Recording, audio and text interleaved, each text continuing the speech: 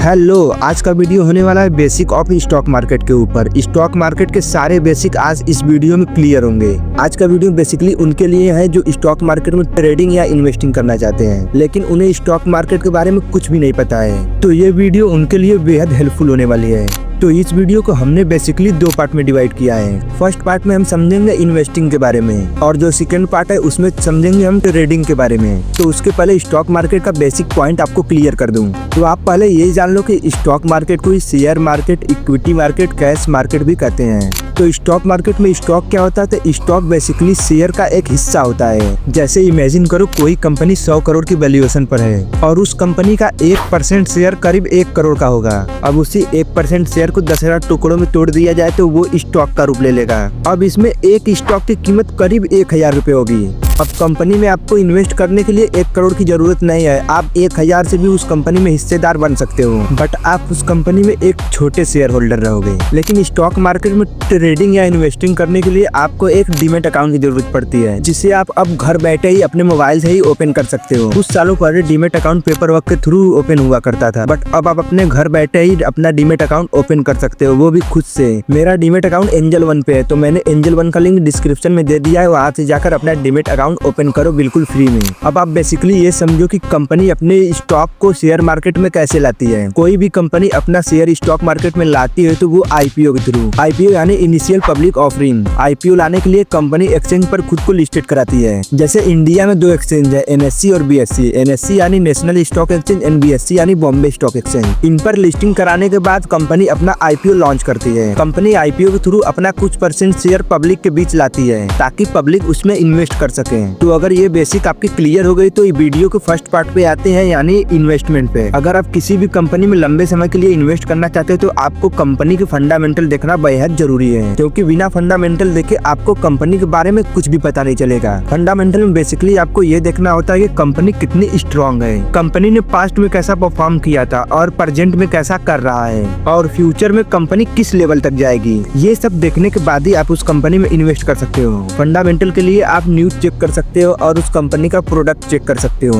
अगर उस कंपनी का प्रोडक्ट फ्यूचरिस्टिक होगी तो वो कंपनी बेहद स्ट्रॉन्ग रहेगी। जैसे फ्यूचर में आपको एआई और इलेक्ट्रिक व्हीकल देखने को मिलेगी, तो आप ऐसे कंपनी को पिक कर सकते हो जो एआई या फिर एआई जैसे चीजों को बनाती हो।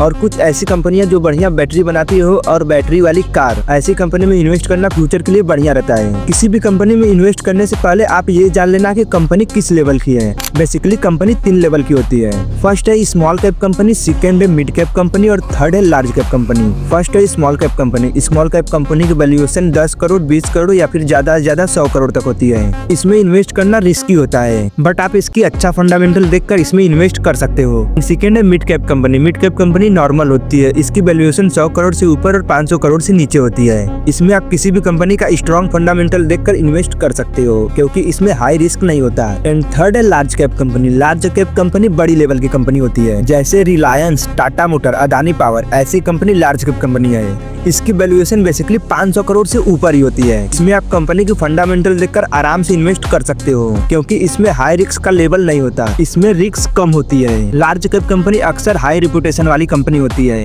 अब आते हैं वीडियो के सेकंड पार्ट पे, जो है ट्रेडिंग। बेसिकली ट्रेडिंग में आप कोई भी ट्रेड लिमिटेड टाइम के लिए करते हो। ट्रेडिंग करने के लिए हमें टेक्निकल एनालाइज करनी पड़ती है। टेक्निकल एनालाइज में हमें कंपनी के पिछले कुछ महीनों का डाटा देख कर ही आगे का ट्रेड लेना पड़ता है। बेसिकली ट्रेडिंग में 3 तरीके से ट्रेडर होते हैं। फर्स्ट है इंस्टीट्यूशनल ट्रेडर, जिसमें फॉरेन इन्वेस्टर और डोमेस्टिक इन्वेस्टर होते हैं, और सेकंड होते हैं हाई नेटवर्थ ट्रेडर। ये मार्केट में बड़ी बड़ी अमाउंट के साथ आते हैं। बेसिकली मार्केट को यही दोनों हैंडल करते हैं, institutional trader and high net worth trader. और तीसरे है रिटेलर, यानी हम जैसे छोटे ट्रेडर, जिसकी डार्क रियलिटी बताऊं तो 90% रिटेलर हमेशा लॉस में होते हैं। अगर हम जैसे छोटे ट्रेडर को प्रॉफिटेबल बनना है तो हमें institutional and high net worth trader के साथ ट्रेड लेना पड़ता है। मार्केट में ट्रेड करने के लिए आपको 2 ऑप्शन मिलता है, पहला बाई, दूसरा सेल। मार्केट में आप बाइंग करके ट्रेड करो या फिर सेलिंग करके। बाइंग में आप लो प्राइस पे बाई करते हो एंड हाई प्राइस पे आपकी टीपी होती है, यानी टारगेट पॉइंट। और सेलिंग में आपकी हाई प्राइस पे सेलिंग होती है और लो प्राइस पे आपकी टीपी होती है, यानी टारगेट पॉइंट। बट आपको बाइंग या सेलिंग करने के लिए आपको मार्केट की मूवमेंट पता होनी बेहद जरूरी है। बेसिकली मार्केट हमेशा जिगजैग फॉर्म में चलती है। जब मार्केट जिगजैग करती हुई ऊपर की तरफ जाती हो तो उसे अप ट्रेंड कहते हैं। और इसी का उल्टा मार्केट जब जिगजैग करते हुए नीचे की तरफ आती है तो इसे डाउन ट्रेंड कहते हैं।